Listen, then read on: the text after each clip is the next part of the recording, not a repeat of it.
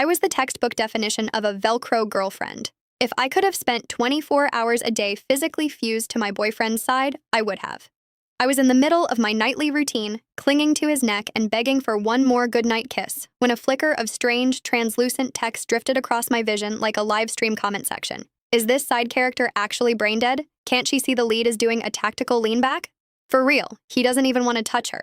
He only dated her to keep the crazy fans away. She really thinks she's the love of his life? Delusional. Almost there, guys. The real heroine is about to make her entrance. Our little stage 5 clinger is getting the boot any minute now.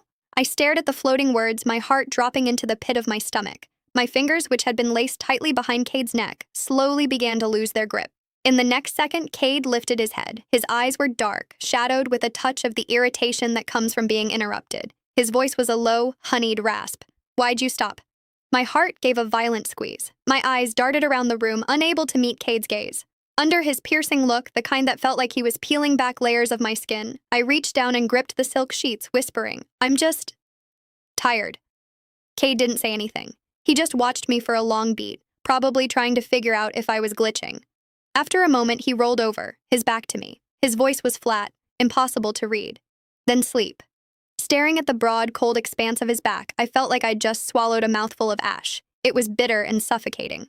I sat up and clicked off the lamp. As I lay back down in the dark, the words from that comment kept looping in my brain. I shifted toward the very edge of the mattress, leaving a vast, empty canyon of space between us. I did my absolute best to stay as far away from Cade as possible. I didn't dare press against him like a heat-seeking missile the way I usually did. Maybe if I stop being so much, I thought, he'll hate me a little less. In the silence, I heard his steady, rhythmic breathing, but my mind was miles away. To be honest, it wasn't like I hadn't noticed. I wasn't that blind. Cade had always been lukewarm. Whenever I tried to get close, I felt that split second of tension in his frame, a subtle rigidity. But I loved him so much it made me stupid. I wanted to be his shadow, his accessory, his constant.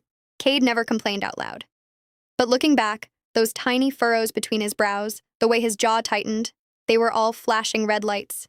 He didn't want this. I'd just been playing dumb. I'd lied and told him I was scared to live alone just so I could move into his place. Then I'd pushed for more, invading his bedroom until I was a permanent fixture, wrapping my limbs around him every night like an octopus. He hadn't kicked me out, sure, but his first instinct was always to resist. I'd just been so desperate to be with him that I'd filtered out the truth. Now it seemed the comment was right. The air in the room felt heavy.